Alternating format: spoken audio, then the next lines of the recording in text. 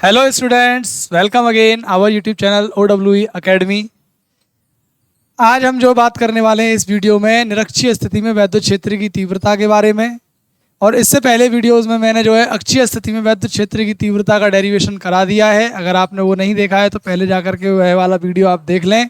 और उससे पहले ही मैंने वीडियोज़ में वैद्युत क्षेत्र की तीव्रता, वैद्युत क्षेत्र, वैद्युत बल रेखाएँ इनके बारे में समझाया था, उनकी डायरेक्शंस के बारे में भी समझाया था। ये कैसी राशियाँ होती हैं, क्या इनकी डेफिनेशन होती है, वो सारा कुछ मैं पिछले वीडियोस में बता चुका हूँ। अगर आपने वो वीडियोस नहीं देखे हैं तो पहले आप उन वीडियोस को देखें, फिर आगे के वीडियोस देखें, जिससे कि आपको आगे के टॉपिक्स भी समझ में आए। साथ ही साथ आज हम जो टॉपिक कराएंगे वो तो निरक्षीय स्थिति में वैद्युत क्षेत्र की तीव्रता है। फिर इसके बाद में रह जाएगा आपका न्यूमेरिकल पोर्शन। फिर मैं आपको न्यूमेरिकल कराऊंगा नेक्स्ट वीडियोज़ में, जिसमें हम जो है लाइव आकर के आपको न्यूमेरिकल्स क्लियर कराने वाले हैं। लाइव क्लास रहेगी, लाइव सेशन रहेगा, उसमें जितने बार भी न्यूमेरिकल्स हो सकेंगे ज़्यादा से ज़्यादा न्यूमेरिकल कवर करने की कोशिश हम लोग करेंगे उसमें, और ज़्यादा से ज़्यादा न्यूमेरिकल आपको कवर कराएंगे। ठीक है, तो चलिए शुरू करते हैं।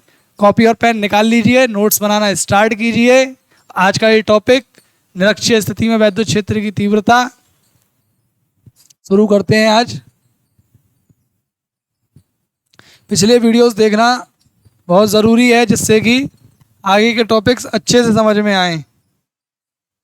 ठीक है, तो हेडिंग है, हेडिंग लगाएंगे आप, निरक्षीय या अनुप्रस्थ स्थिति में वैद्युत क्षेत्र की तीव्रता। हम वैद्युत द्विध्रुव के कारण वैद्युत क्षेत्र की तीव्रता पढ़ रहे थे। ठीक है, किसके कारण? वैद्युत द्विध्रुव के कारण।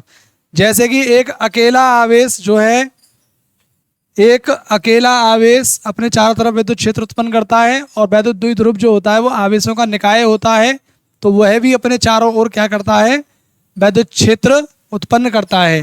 ठीक है, इससे पहले हम जो अक्षीय स्थिति में बात कर चुके हैं, ई अक्षीय हमने निकाल करके बताया था, तो उसका जो वैल्यू आया था वो आया था 1/4 पाई एप्सिलॉन 0 एंड 2p/r³। ठीक है, ये आपका अक्षीय स्थिति में था। आज हम जो बात करने वाले हैं वो है निरक्षीय स्थिति में वैद्युत क्षेत्र की तीव्रता। तो देखिए जरा, ये है हमारे पास में वैद्युत द्विध्रुव। वैद्युत द्विध्रुव क्या होता है? जब समान व विपरीत आवेश एक दूसरे से अल्प दूरी पर स्थित होते हैं तो आवेशों के इस युग्म को वैद्युत द्विध्रुव कहते हैं। ठीक है, इनके बीच की जो दूरी होती है वो क्या होती है? 2l हम लोग मान के चलते हैं। ठीक है, हमने एक वैद्युत द्विध्रुव माना है, वैद्युत द्विध्रुव का नाम है AB। ठीक है, अब इससे इसके मध्य बिंदु से, कहाँ से? इसके मध्य बिंदु से निरक्षीय बिंदु कौन सा होता है? जैसे कि जिस अक्ष पे ये रखा है, अगर ये x अक्ष पे रखा है तो y अक्ष पे कोई बिंदु ले लिया जाए, या फिर z अक्ष पे ले लिया जाए, यानी कि जिस अक्ष पे रखा है उसके अलग कोई दूसरी अक्ष पे अगर हम विद्युत क्षेत्र ज्ञात करते हैं तो उसको, उस बिंदु को हम बोलते हैं निरक्षीय बिंदु।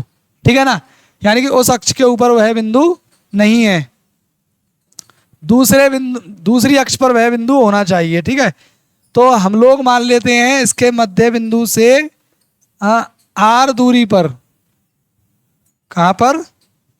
r दूरी पर, इसके मध्य बिंदु से कहाँ पर? r दूरी पर एक बिंदु ले लिया हमने यहाँ पर P। ठीक है, क्या ले लिया? एक बिंदु P ले लिया। यहाँ एक बिंदु माना है हमने P, जिस पर हमें वैद्युत क्षेत्र की तीव्रता ज्ञात करनी है। तो ये दोनों आवेश इस बिंदु पर क्या करेंगे? विद्युत क्षेत्र उत्पन्न करेंगे। आवेश अपने चारों ओर विद्युत क्षेत्र उत्पन्न करता है। ठीक है, अब हमें इसकी ताकत बतानी है, यानी इसकी तीव्रता बतानी है, दोनों आवेशों के कारण क्या तीव्रता होगी। ठीक है, तो उसके लिए पहले हम -q आवेश के कारण बताएंगे यहाँ तीव्रता, फिर बताएंगे +q आवेश के कारण।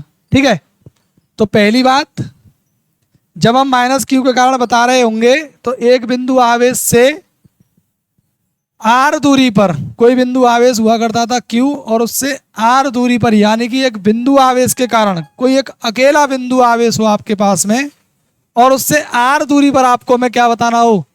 वैद्युत क्षेत्र बताना हो, तो वो कितना हुआ करता था?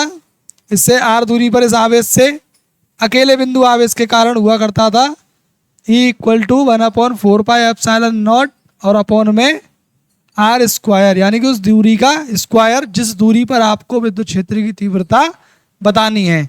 तो इसी तरीके से जरा देख लेते हैं किसके कारण, माइनस क्यू के कारण। ठीक है, माइनस क्यू के कारण।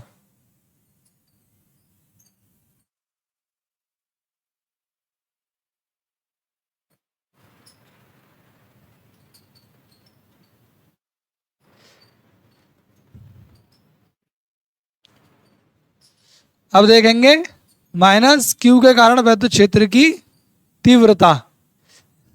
हेडिंग हट गई यहां से, हेडिंग थी निरक्षीय स्थिति में, निरक्षीय या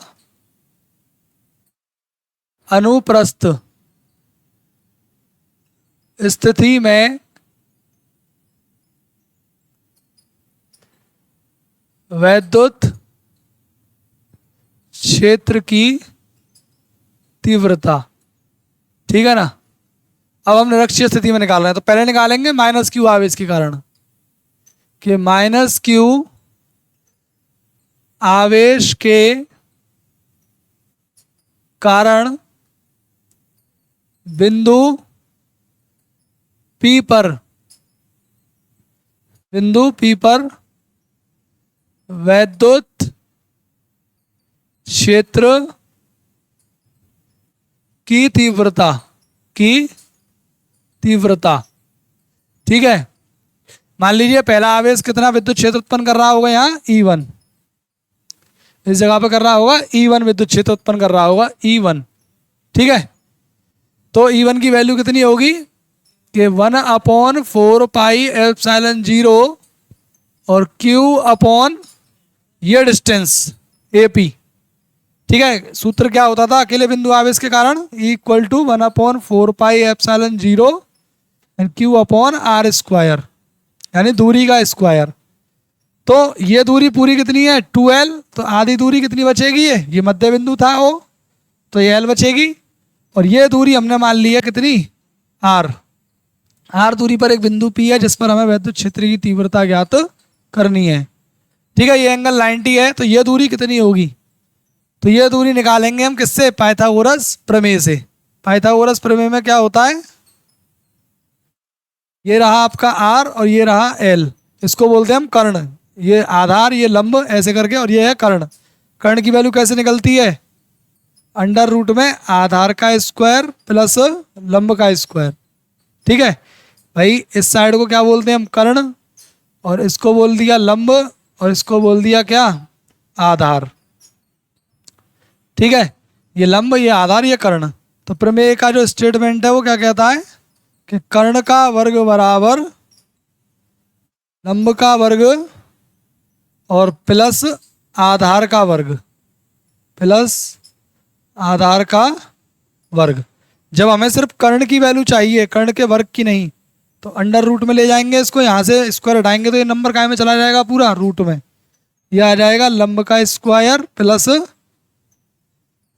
आधार का स्क्वायर, आधार का स्क्वायर। ठीक है, तो यही हमने यहाँ पे लगाया है कि अंडर रूट में लंब का स्क्वायर प्लस आधार का स्क्वायर। ठीक है, अपॉन में क्या आएगा, क्योंकि जो डिस्टेंस है यहाँ की डिस्टेंस कितनी आई है, ये आई अंडर रूट में मान लीजिए R square plus L square, लंब का वर्ग प्लस आधार का वर्ग करके। एक बिंदु आवेश के कारण आर दूरी पर विद्युत क्षेत्र कितना होता है, 1/4πε0 Q अपॉन आर स्क्वायर, यानी कि दूरी का स्क्वायर। तो Q अपॉन, अब यहाँ नीचे कौन लेंगे हम, दूरी, और दूरी क्या निकल के आई है हमारी, अंडर रूट में R square plus L square, और इसका हम स्क्वायर करेंगे फिर से, तो इसका जो है रूट हट जाएगा, ये बिना रूट के आएगी वैल्यू। ठीक है, तो ये आ गया पहला आपका इक्वेशन, यानी कि किसके कारण, ये आपका आ गया है माइनस क्यू आवेश के कारण बिंदु P पर विद्युत क्षेत्र की तीव्रता। ठीक है, अब किसके कारण निकालेंगे, प्लस क्यू के कारण, ऐसे ही बिंदु P पर। ठीक है, अब कहेंगे प्लस क्यू आवेश के कारण बिंदु P पर वैद्युत क्षेत्र की तीव्रता, वैद्युत क्षेत्र की तीव्रता, ये मान लीजिए कितना विद्युत क्षेत्र उत्पन्न कर रहा होगा, E2। कितना कर रहा होगा, E2। तो E2 की वैल्यू कितनी हो जाएगी, अकेले आवेश के कारण 1/4πε0 Q अपॉन फिर से वही डिस्टेंस का स्क्वायर। तो यहाँ से यहाँ तक कि ये डिस्टेंस कितनी होगी, ये दूरी कितनी होगी, वही अंडर रूट में R² प्लस L²। ठीक है, अंडर रूट में है और दूरी का स्क्वायर करते हैं, स्क्वायर करेंगे तो उसका रूट हट जाएगा, ये आ जाएगा R² प्लस L²। ये इक्वेशन नंबर आपका सेकंड। ठीक है, इस तरीके से। तो ये दोनों बिंदु आवेशों के कारण, दोनों बिंदु आवेशों के कारण बिंदु P पर क्या आई है, वैद्युत क्षेत्र की तीव्रता अलग अलग आवेश के कारण। ठीक है, अलग अलग आवेश के कारण आई है ये। हमें चाहिए बिंदु P पर इन दोनों आवेशों के कारण, यानी आवेश निकाय के कारण। हमें चाहिए आवेश निकाय के कारण बिंदु P पर वैद्युत क्षेत्र की तीव्रता। ठीक है, जिसको हम बोलेंगे निरक्षीय स्थिति में वैद्युत क्षेत्र की तीव्रता, परिणामी तीव्रता। तो उसके लिए हम लोग करेंगे क्या, उसके लिए हम इसे दोनों में तोड़ेंगे इसको। पहले हम देखेंगे इसकी डायरेक्शन, क्योंकि भाई वैद्युत क्षेत्र की तीव्रता जो है वो क्या है, एक वैद्युत क्षेत्र की तीव्रता एक सदिश राशि है। ठीक है, कैसी राशि है, सदिश राशि है वैद्युत क्षेत्र की तीव्रता। तो सदिश राशियां जो होती हैं वो अपनी डायरेक्शन के हिसाब से जुड़ती और घटती हैं। ऐसा नहीं अदिश राशियां तो सीधे जुड़ जाती हैं, सीधा घट जाती हैं, लेकिन वेक्टर क्वांटिटी जो होती है, सदिश राशियां जो होती हैं वो अपनी डायरेक्शन के हिसाब से जुड़ती और घटती हैं। ठीक है, तो पहले देखेंगे इनकी डायरेक्शन। तो पहले इसकी डायरेक्शन देखेंगे, प्लस क्यू के कारण और माइनस क्यू के कारण क्या क्या डायरेक्शन रहेगी। तो प्लस क्यू के कारण हमेशा विद्युत क्षेत्र की डायरेक्शन किस तरफ, बाहर की तरफ। तो प्लस क्यू आवेश कितना विद्युत क्षेत्र उत्पन्न कर रहा था, E2। तो E2 की डायरेक्शन किस तरफ रहेगी, बाहर की तरफ। ठीक है, किस तरफ रहेगी, बाहर की तरफ। वहीं माइनस क्यू आवेश के कारण डायरेक्शन अंदर की तरफ। ये E2 की डायरेक्शन हो गई। किसकी डायरेक्शन हो गई, ये E2 की डायरेक्शन हो गई। ठीक है, यानी कि E1 E2 की डायरेक्शन किस तरफ, प्लस क्यू के कारण बाहर की तरफ, और माइनस क्यू के कारण E1 था, कितना था, E1। यहाँ E2 हो गया, E2 की जगह पर लिखेंगे E1। ठीक है, ये E1 की डायरेक्शन हो गई माइनस क्यू की तरफ, क्योंकि विद्युत बल रेखाएं प्लस क्यू से उत्सर्जित होती हैं, माइनस क्यू में समाप्त हो जाती हैं। तो माइनस क्यू में समाप्त होने का मतलब डायरेक्शन माइनस की तरफ, प्लस से उत्पन्न हो रही है मतलब डायरेक्शन बाहर की तरफ। ठीक है, तो इसका अगर हमें परिणाम चाहिए, अगर हमें इसका क्या चाहिए, परिणाम ही चाहिए, दोनों का परिणाम ही चाहिए। अगर ये देखिए एक ही डायरेक्शन में होती तो मैं इनको जोड़ देता, अपोजिट डायरेक्शन में होती मैं इनको घटा देता। अब ये वेक्टर्स जो है मान लीजिए ये आ गए हैं एंगल थीटा पर, तो थीटा एंगल पर आने में इन वेक्टर्स को हमें तोड़ना पड़ेगा इनके दो घटकों में। एक को बोलेंगे हम ऊर्ध्वाधर घटक और एक को बोलेंगे क्षैतिज घटक। ऊर्ध्वाधर घटक या क्षैतिज घटक, या कह लीजिए समांतर घटक या लंबवत घटक। समांतर जो विद्युत द्विध्रुव रखा है ये, इसके लिए समांतर ये रहा है इसके लिए, और लंबवत इस तरफ है, ये ऐसे रखा है इसके परपेंडिकुलर 90 डिग्री पर। ठीक है, इसको हम बोलेंगे लंबवत घटक। ये तो हो गया क्या, लंबवत घटक। ठीक है, और इसको हम बोलेंगे क्षैतिज घटक। क्या बोलेंगे इसको हम, क्षैतिज घटक। ठीक है, ये भी एंगल थीटा है और ऐसे ही ये एंगल भी कितना होगा, ये भी एंगल थीटा ही होगा। ठीक है, जब ये थीटा पर है तो ये एंगल भी कितना हो जाएगा, थीटा हो जाएगा। तो अब इसी के लिए मुझे निकालना है ये लंबवत घटक और ये क्षैतिज घटक। पहले तो निकालना है E2 के लिए, फिर निकालना है E1 के लिए। अगर ये एंगल थीटा है तो ये नीचे वाला एंगल भी क्या हो जाएगा, थीटा हो जाएगा। ठीक है, ये दूरी हटा देता हूँ 1 मिनट। जिससे आपको ये पूरा क्लियर दिखे।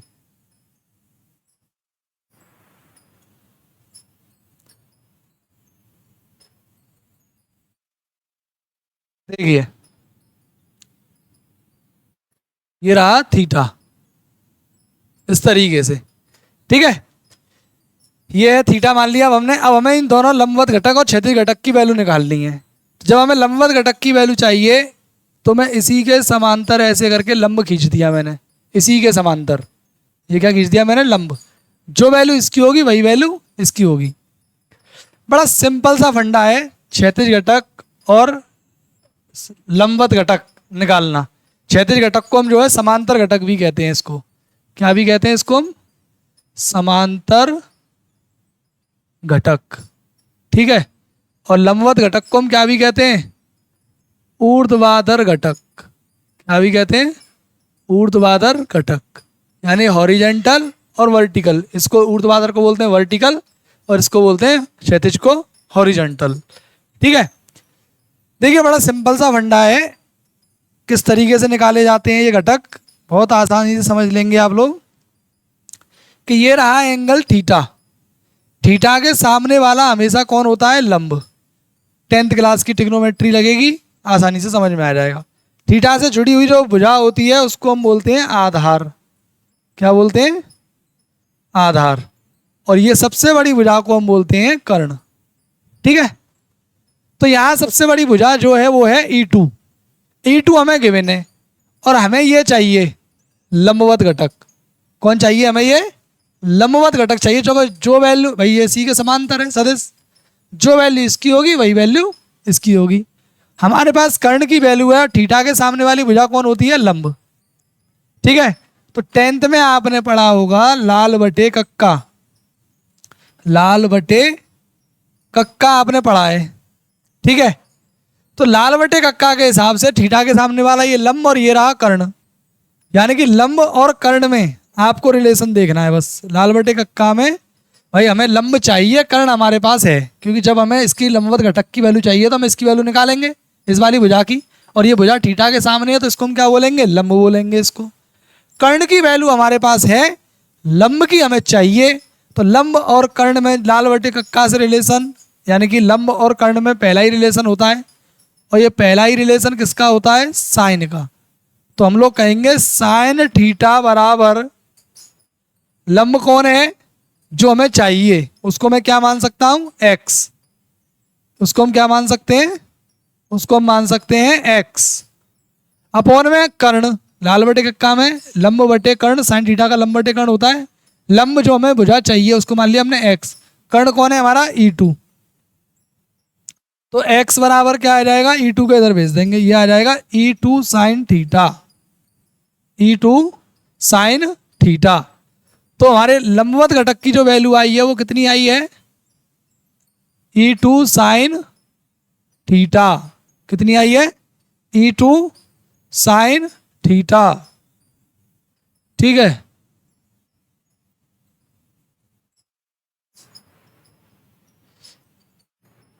ये रहा बिंदु P और हम लिख रहे हैं अब ऊर्ध्वाधर घटक की value E2 sine theta, E2 sine theta, ठीक है। समझ में आया? पहले के लिए लंबवत घटक निकल गया इसका E2 का। अब हमें चाहिए इसका समांतर घटक, ठीक है। अब इसका क्या चाहिए हमें? समांतर घटक। तो यानी हमें चाहिए अब आधार। कौन चाहिए अब हमें? हमें चाहिए अब आधार। हमारे पास में कर्ण है, आधार हमें चाहिए। तो कर्ण और आधार में जो रिलेशन होता है वो किसका होता है? आधार बट्टे कर्ण। दूसरा रिलेशन होता है जो कि होता है कॉस थीटा का। किसका होता है? कॉस थीटा का। कॉस थीटा बराबर क्या होता है? आधार बट्टे कर्ण। आधार कौन है? जो हमें चाहिए। इसको हम क्या मान लें? क्या मान सकता हूं मैं इसको? कुछ नया वेरिएबल मान लीजिए भाई, ठीक है। कर्ण मेरे पास है E2। कितना है? E2 कर्ण है E2। मुझे चाहिए इस आधार की वैल्यू क्षैतिज घटक की यानी समांतर घटक की, जो कि आएगी E2 cos theta, E2 cos theta by बराबर आ जाएगा E2 कॉस थीटा। बहुत ही आसानी से कर सकते हैं आप। पहले के लिए क्या है वैल्यू, E2 cos थीटा, पहले वाले सदिश के लिए, ठीक है। किसके लिए, पहले वाले सदिश के लिए कैसा आया ये, E2 cos थीटा आया आपका समांतर घटक, और लंबवत घटक क्या आया आपका, जो है E2 sin थीटा, ठीक है। इस तरीके से अब जैसे हमने E2 के लिए निकाला है ये दोनों समांतर घटक और क्षैतिज घटक, ऐसे ही अब हमें E1 के लिए निकालना है, ठीक है। अब इसी से समझ में आ जाएगा, जब कभी भी समांतर घटक की बात आए तो कर्ण गुणा cos थीटा, और लंबवत घटक की बात आए तो कर्ण गुणा sin थीटा, ठीक है। तो ये मैं हटा दूं, अगर आप इसे नोट करना चाहें तो इसे नोट कर सकते हैं, मैं इसे हटाने वाला हूं इतने को, ये मैथमेटिकल जो पोर्शन था आपका, ठीक है। मिटाएं, चलो ठीक है मिटाता हूं।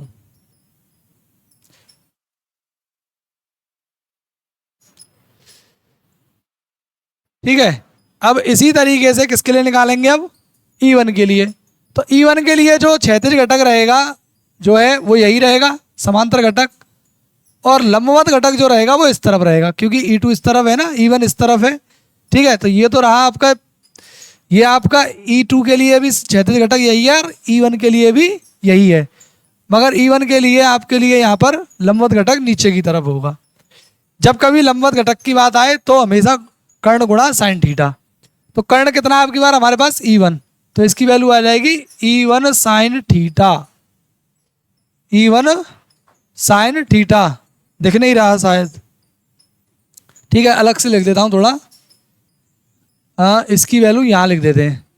तो इसकी वैल्यू कितनी आ जाएगी, E1 साइन थीटा, ठीक है, E1 साइन थीटा।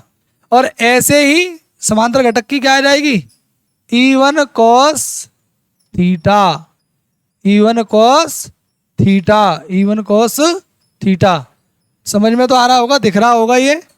चलिए, तो यहाँ पर एक लैंग्वेज हम लोग लिख देते हैं, क्या लैंग्वेज लिखते हैं कि वैद्युत क्षेत्र की तीव्रता के परिणाम के लिए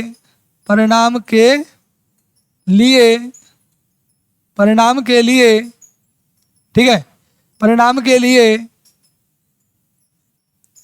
इसे समांतर व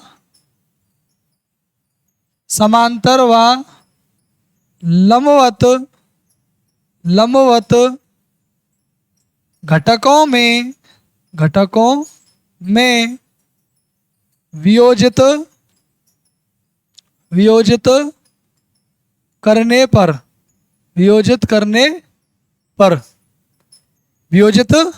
पर हमने वियोजित किया तो हमने देखिए क्या देखा, फिर हमने देखा जो लंबवत घटक थे वो एक दूसरे के अपोजिट थे।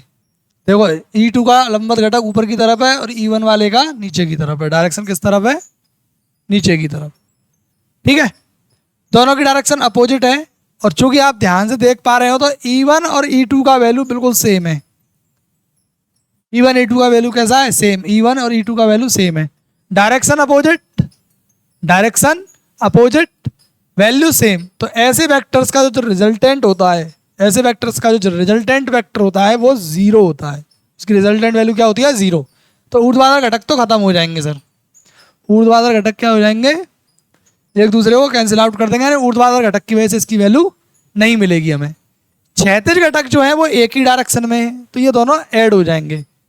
तो जो हमें इसकी परिणामी वैल्यू मिलेगी वैद्युत क्षेत्र की तीव्रता की, वो किससे मिलेगी, वो मिलेगी हमें समांतर घटक के कारण, ठीक है। तो वियोजित करने पर लंबवत घटक कैसे हैं, विपरीत होने के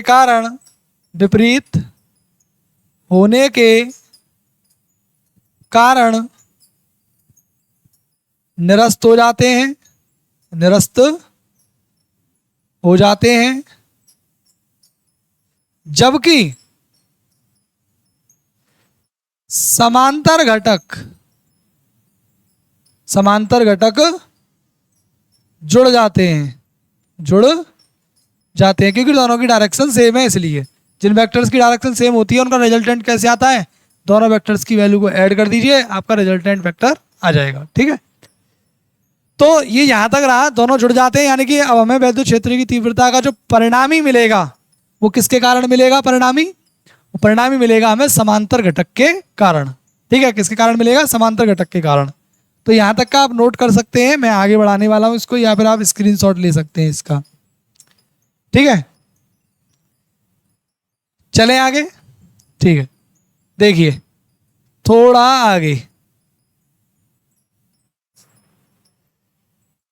ये कहने की बात क्या है कि जबकि दोनों समांतर घटक जुड़ जाते हैं, अतः वैद्युत क्षेत्र की तीव्रता का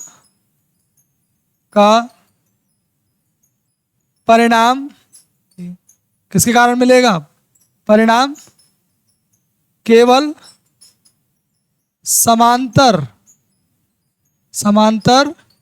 घटक के कारण प्राप्त होता है।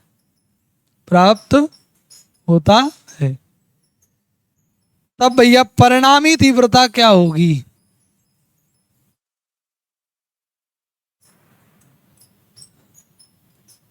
तब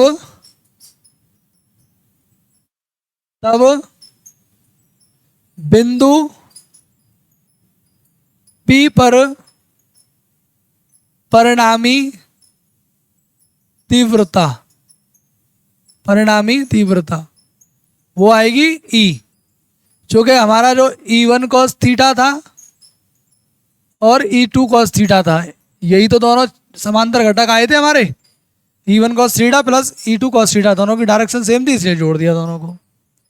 अब हम E1 और E2 की वैल्यू पुट करेंगे, हालांकि दोनों की वैल्यू कैसी है, सेम है, तो E इक्वल हो जाएगा 1/4 pi epsilon 0 Q upon R square plus L square, plus L square. ठीक है, इनटू में कौन है, cos थीटा। ठीक है, कौन है, cos थीटा। हालांकि हम cos थीटा का भी वैल्यू निकाल सकते हैं, फिगर देखेंगे एक बार ध्यान से।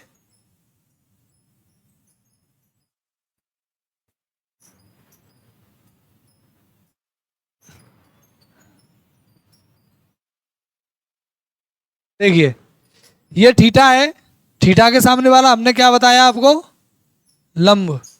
थीटा के सामने वाला कौन बताया था आपको, लंब। इससे जुड़ा हुआ आधार, और सबसे बड़ी भुजा कौन होती है, कर्ण।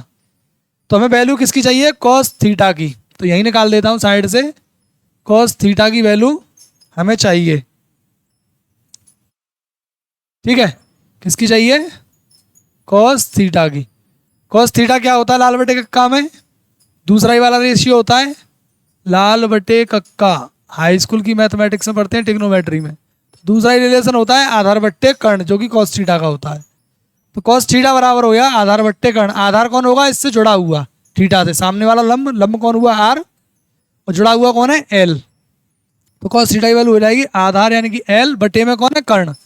कर्ण ये था, और ये वैल्यू कितनी थी, अंडर रूट में R square plus L square, R square plus L square, ये cos थीटा की वैल्यू आ गई। ठीक है, इसे हम वहां पर पुट कर सकते हैं cos थीटा की जगह पर। ठीक है, ये रही वैल्यू, cos थीटा की वैल्यू रखेंगे यहाँ पर इनटू में कि L अपॉन अंडर रूट में R square plus L square. Same E2 की वैल्यू भी इतनी है, 1/4 pi epsilon 0 and Q upon में R square plus L square, और cos थीटा का वैल्यू फिर से वही है, L अपॉन अंडर रूट में R square plus L square. ठीक है, इस तरीके से। अब ये दोनों वैल्यू बिल्कुल सेम है, तो जुड़ने पर क्या हो जाएंगे, डबल। तो इसमें 2 का मल्टीप्लाई कर लीजिए और एक बार वैल्यू को लिख लीजिए, 1/4 पाई एप्सिलॉन 0 एंड Q, और ये जो 2 है इसको भी हम L को देंगे बाद में भी नेक्स्ट पॉइंट में। अब जरा देखना, सेम वैल्यूज हैं, इसकी हम यहाँ पर होल पावर क्या बोलेंगे, 1, और जो आपका अंडर रूट होता है जैसे कि अगर अंडर रूट में x लिखा हुआ है तो इसका मतलब है x की जो होल पावर है वो कितनी है, 1/2। ठीक है, तो R square plus L square की 1 पावर ये रही और R square plus L square की हाफ पावर इसमें है, आधी पावर इसमें है। तो आधी और एक का जब आप गुणा करोगे, मल्टीप्लाई जब करोगे, तो पावर्स क्या हो जाएंगी, ऐड हो जाएंगी, एक इसकी और आधी इसकी। तो कितनी हो जाएगी, 3/2, यानी कि 1.5 पावर हो जाएगी, एक और आधी जोड़ेंगे तो। ठीक है, 3 का आधा ही तो 1.5 होता है। इस तरीके से 2 का गुणा उधर कर दीजिए भैया, 1/4πε0 Q इंटू ये हो जाएगा 2L एंड अपॉर में R square plus L square का होल पावर 3/2। क्योंकि एक बार फिर से आर का जो वैल्यू है एल से बहुत बड़ा है, तो एल स्क्वायर का जो वैल्यू होगा वो बहुत और ज़्यादा छोटा हो जाएगा। तो जब ज़्यादा छोटी वैल्यू जब बड़ी वैल्यू उसके साथ में जुड़ती या घटती है, आर स्क्वायर के साथ में जुड़ रही है एल स्क्वायर, तो बहुत छोटी वैल्यू है। जब बहुत छोटी वैल्यू बहुत बड़ी वैल्यू उसके साथ में जुड़ती या घटती है तो उसको हम छोड़ सकते हैं, छोड़ने पर कोई प्रभाव नहीं पड़ता है। तो यहाँ हम कहेंगे एल स्क्वायर को छोड़ देंगे, एल स्क्वायर को क्या कर देंगे, छोड़ देंगे। चलिए सर, छोड़ दिया एल स्क्वायर को, तो जरा देखना क्या आएगा, 1/4πε0 ऊपर है Q इंटू 2L अपॉन में ये बच जाएगा आर स्क्वायर की होल पावर 3/2। 2 पावर से 2 पावर ये कट जाएगी, तो ई इक्वल में कितना आ जाएगा, 1/4πε0 और आपका जो Q इंटू 2L होता है यहीं साइड से आप लिख दीजिए, ये P बराबर होता है वैद्युत द्विध्रुव आघूर्ण Q इंटू 2L। तो Q इंटू 2L की जगह पर हम लिख सकते हैं P, और ये आर स्क्वायर से स्क्वायर कट गया, बच रहा है r³। इसी को बोलते हैं हम ई निरक्षीय। क्या बोलते हैं, ई निरक्षीय, यानी निरक्षीय स्थिति में वैद्युत क्षेत्र की तीव्रता, वैद्युत द्विध्रुव के कारण निरक्षीय स्थिति में वैद्युत क्षेत्र की तीव्रता कितनी आई है, मैं यहाँ लिख देता हूँ एक और बार। आपका ई निरक्षीय जो आया है वो आया है 1/4πε0 P/r³, P/r³, ये जो है फिक्स इसका वैल्यू आया है। ठीक है, अब ये तो परिणाम है सर, अब इसकी दिशा बताइए, दिशा किस तरफ है। तो जरा देखेंगे ध्यान से फिगर को एक बार, परिणाम किस तरफ आया है सर, समांतर घटक की वजह से आया है। और समांतर घटक की जो दिशा है, समांतर घटक की जो दिशा है वो किस तरफ है, वो है आपके +Q से -Q की तरफ। और वैद्युत द्विध्रुव आघूर्ण की जो दिशा होती है वो -Q से +Q की तरफ होती है, -Q से किस तरफ होती है, +Q की तरफ होती है। तो इसकी डायरेक्शन इस तरफ है, तो आप कह सकते हैं जो वैद्युत द्विध्रुव आघूर्ण की जो दिशा है उसके विपरीत वैद्युत क्षेत्र की तीव्रता की दिशा होगी। परिणाम तो हमने जो निकाला वो है, दिशा जो होगी वो वैद्युत द्विध्रुव आघूर्ण के विपरीत होगी।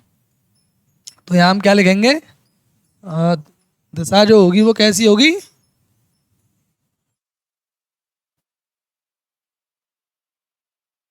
दिशा कैसी होगी इसकी, दिशा जो होगी वो होगी वैद्युत द्विध्रुव